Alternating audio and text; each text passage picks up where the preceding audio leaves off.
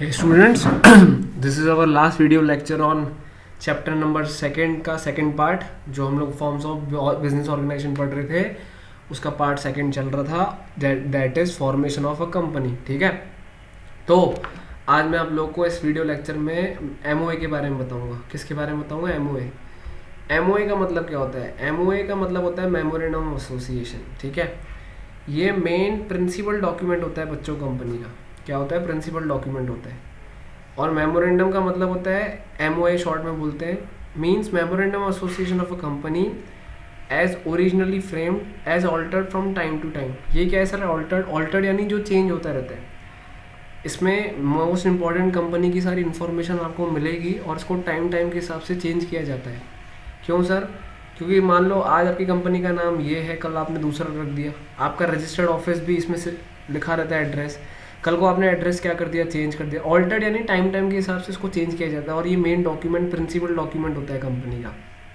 ठीक है, ध्यान से समझना, इसको चार्टर ऑफ अ कंपनी ही बोलते हैं हम लोग। क्या बोलते हैं sir? Charter of the company. Charter का मतलब क्या होता है? Main constitution of the company.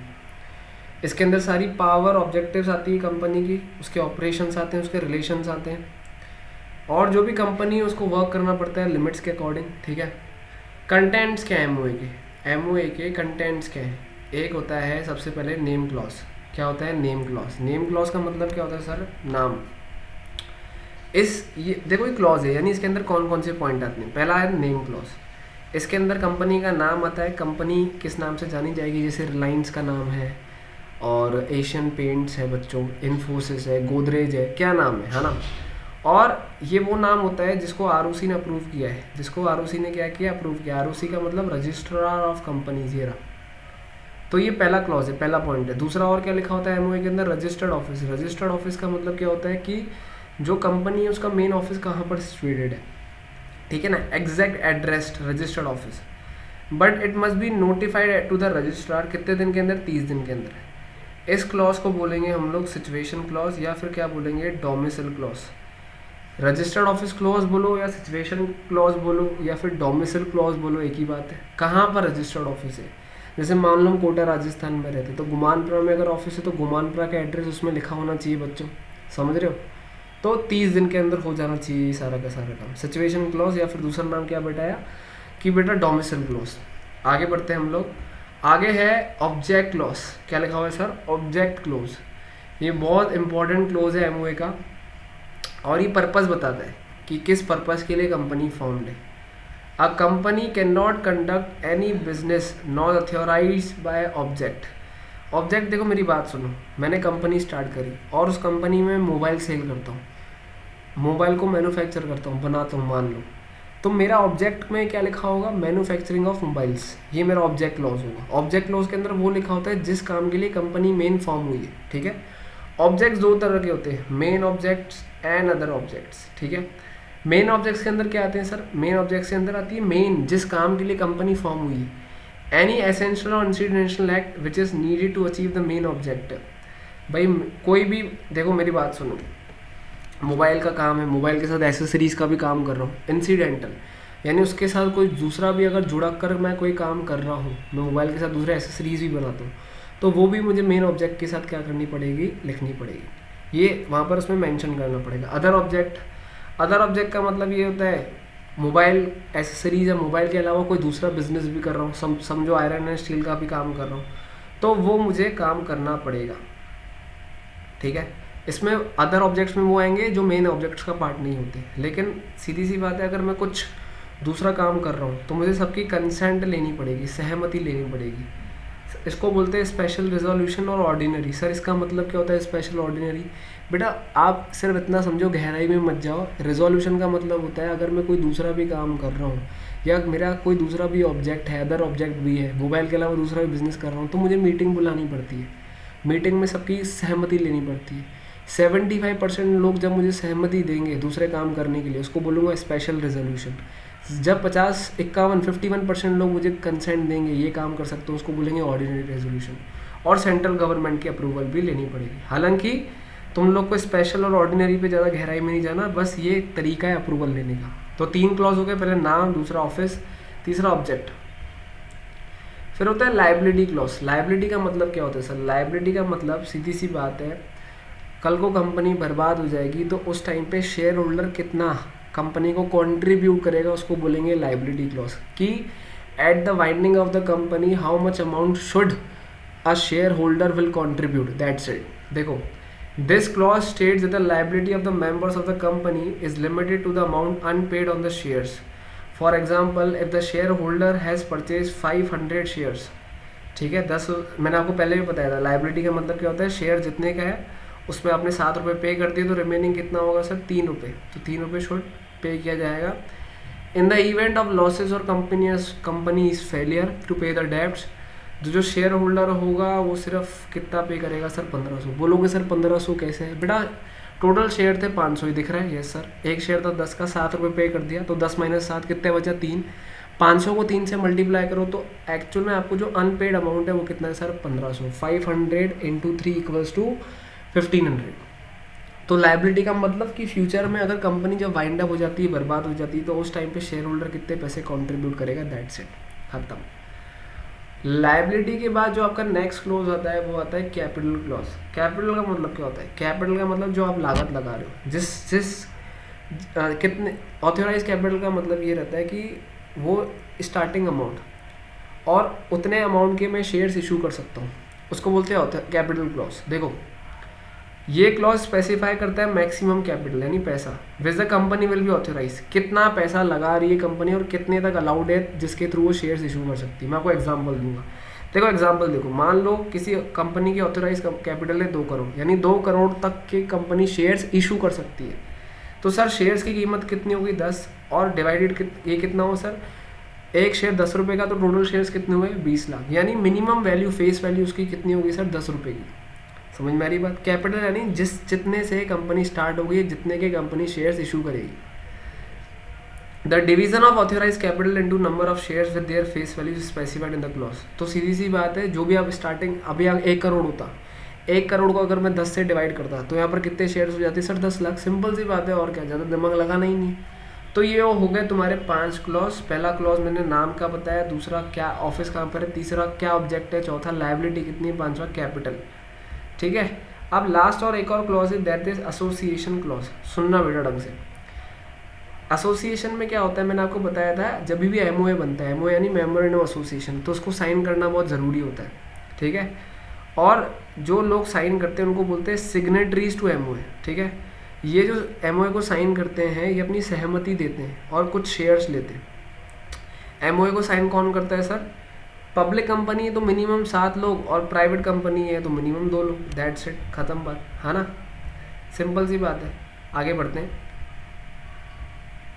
अब आता है तुम्हारा एओए। एक है एमओए है और एक है एओए, पोए नहीं, एओए। एओए यानी आर्टिकल ऑफ एसोसिएशन। इसमें क्या लिखे होते हैं सर? इसमें रूल्स एंड रेगुलेशंस लिखे होते हैं इंटरनल्स के लिए, एमओए आउटसाइडर्स के लिए और एओए इनसाइडर्स के लिए। मैंने पहले भी बताया था, ये एओए एमओए का सब्सिडरी होता है, यानी सेकेंडरी डॉक्यूमेंट होता है, और इसमें वही मैटर्स होंगे जो एमओए के अगेंस्ट में ना हो। सीधी सी बात है। एओए का मतलब originally framed and altered, time to time इसको भी चेंज कर सकते हैं बच्चों। देखो सीधी सी बात है, ये फॉर्म है सर। क्या? देखो बहुत तरह की कंपनी होती है, company limited by shares, company limited by guarantee. तुम्हें समझने की कोई ज़रूरत नहीं, तुम्हारे सिलेबस का पार्ट नहीं, बस मैं हल्की सी एंट्री दे रहा हूँ। सबको अपना एमओए का एक फॉर्मेट दिया जाता है। अगर आप लिमिटेड बाय शेयर्स हो तो आपको टेबल ए का फॉर्मेट बनाना पड़ेगा, लिमिटेड बाय गारंटी और नोट हैविंग। मैं फिर बोल रहा हूँ, ये जो shares, limited by shares, guarantee समझने का नहीं है, बस मैं आपको बता रहा हूँ कौन कौन सी कंपनी को कौन कौन सा फॉर्मेट करना पड़ता है। ऐसे एओए के भी फॉर्मेट होते हैं सर, लिखा हुआ है table F G H I J, simple सी बात है। ठीक है ना बच्चों? अब सबसे मोस्ट इम्पॉर्टेंट, अब मैं आपको एक चीज़ समझा रहा हूँ। अब ये देखो, आप देखो एमओए और एओए में क्या डिफरेंस होता है, ये मोस्ट इंपॉर्टेंट है, ये सबसे ज़्यादा मोस्ट इंपॉर्टेंट है। तो देखो एमओए में लिखा होता है कि किस ऑब्जेक्ट के लिए कंपनी फॉर्म है। एओए रूल्स एंड रेगुलेशंस के बारे में बात करते हैं कि कैसे कंपनी को अपने ऑब्जेक्टिव्स अचीव करने हैं।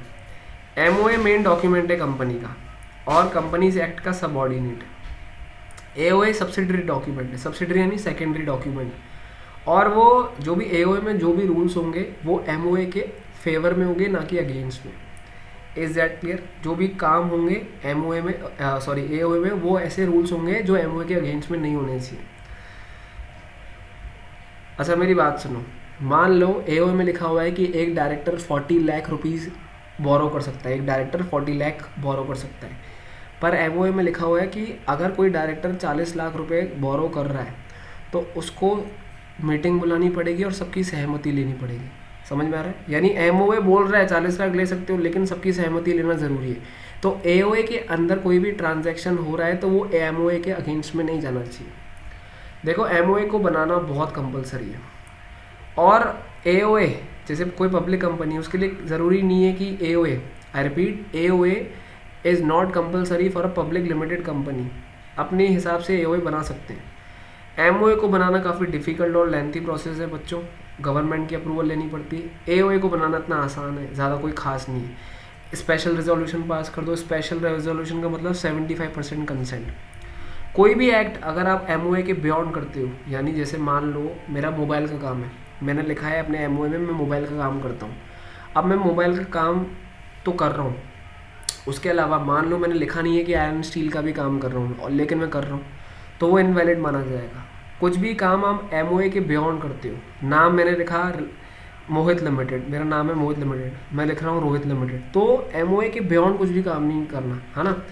Act done beyond the scope of MOA invalid, can not be ratified. Ratified का मतलब होता है अप्रूव्ड, अप्रूव्ड, ठीक है। एओए की बात करें, act done beyond the articles can be ratified by the share holders by passing SR. SR का मतलब क्या होता है? स्पेशल रेजोल्यूशन, ठीक है ना। Provided they do not violate the MOA. देखो आप एओए के बियॉन्ड काम कर सकते हो स्पेशल रेजोल्यूशन को पास करके, लेकिन एओए के बियॉन्ड तभी काम कर सकते हो जब वो एमओए के अगेंस्ट में ना हो। जैसे मैंने लोन वाला एग्जाम्पल बताया, ठीक है। एमओए डिफाइन करता है relationship between company and outsiders, जबकि एओए डिफाइन करता है relationship between members and management. Simple सी बात है, आ रही बात समझ में अच्छी तरीके से। अब मैं आपको सबसे इंटरेस्टिंग चीज़ बताने वाला हूँ कि एओए के अंदर क्या क्या आता है। एओए के अंदर लिखा आता है कि कितने शेयर्स हैं, क्या वैल्यू है, प्रेफरेंस शेयर्स, फिर सर ये क्या होते हैं? बेटा अलग वैरायटी होती है, अभी समझना नहीं है, सिर्फ देखो अलॉटमेंट कैसे होता है, शेयर्स मतलब शेयर्स कैसे बेचे जाते हैं, शेयर्स गिरवी कब रखते हैं, शेयर्स को ट्रांसफ़र कैसे किया जाता है, ये सब एओए के अंदर लिखा होता है। अगर आपकी डेथ हो जाती है तो आप किसको नॉमिनी बना सकते हो, किसके पास शेयर्स जाएंगे। अगर आप शेयर्स की पेमेंट नहीं करते हो तो आपके शेयर्स को सेल किया जाता है, इसको फोरफीचर बोलते हैं। बहुत सारी चीज़ें, शेयर सर्टिफिकेट कब मिलता है, शेयर्स इलेक्ट्रॉनिक फॉर्म में कैसे डील किए जाते हैं, वोटिंग किस किस को राइट करने का हक है, मीटिंग्स कैसे होगी, डायरेक्टर्स को अपॉइंट कैसे किया जाएगा, ये डिबेंचर्स क्या होते हैं सर अभी जानने की ज़रूरत नहीं, लास्ट में बताऊँ। ऑडिट कमेटी, ऑडिटिंग होती है बेटा अकाउंट्स की।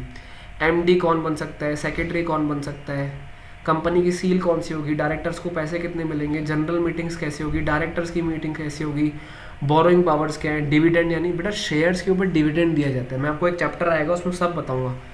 शेयर्स के ऊपर रिटर्न मिलता है डिविडेंड, ठीक है।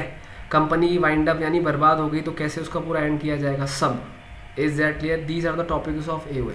तो आज हम लोगों ने पढ़ा है एमओए का मतलब, ठीक है। एमओए के अंदर क्या आता है? नेम आता है, registered office clause, object clause, liability clause आता है, कैपिटल क्लॉज आता है, एसोसिएशन।